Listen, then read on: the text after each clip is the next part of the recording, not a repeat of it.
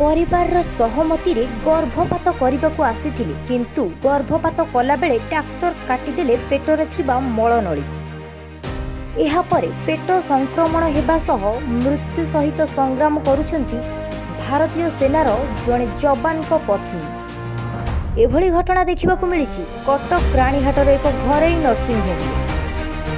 एने कटक जिला महांगा ब्लॉक र जलेश्वरपुर अंचल रे महिला जनक कटक मंगलाबाग थाना रे एतला देबा परे संपृक्त नर्सिंग होम रो 5 जनक नाम रे मामला रुजु होइछि। जम्मू काश्मीर बॉर्डर रे मृतयन थिबा समीर सामल को पत्नी दीप्तिमयी बारिक अचानक पेटर जंत्रणा अनुभव करिबारु कटक रो एक नर्सिंग होम रे मे 1 तारिख रे भर्ती होइथिले। सेठारे से जानिबाकू पाइथिले कि से 11 सप्ताहर गर्भवती अछंती। जेहेतु तांकर 2टी संतान अछंती एणु से परिवार सहमति क्रमे गर्भपात करबाकू चाहथिले। एथिरे डाक्तर मध्य राजी होइथिले। एहा परे दीप्तिमयी को गर्भपात करा जायथिला। तापर से घर को फेरिबा परे तांकर पेटरे जंत्रणा अनुभव करुथिले।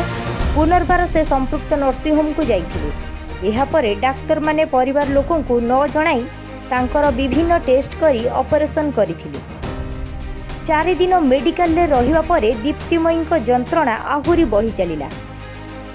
एहा परे से माने भुवनेश्वर रो एक घरोई हॉस्पिटल ले चिकित्सा करिबा परे जानिबाकू पाइथिले कि गर्भपात करिबा समय रे तांकर मलर एक नळी को 3 सेंटीमीटर कटि जाइछि। एहा परे कटक रानीहाट स्थित संपृक्त नर्सिंग होम विरुद्ध रे कटक मंगलाबाग थाना रे परिवार लोक एतला देबा सहित संपृक्त नर्सिंग होम विरुद्ध रे दृढ़ कार्यानुष्ठान दाबी करिबा सहित न्याय पाई निवेदन करिछन।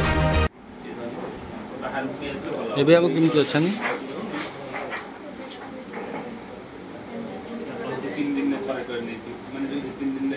एबे देह भलो अछि। एबे आपण कोन चाहउछन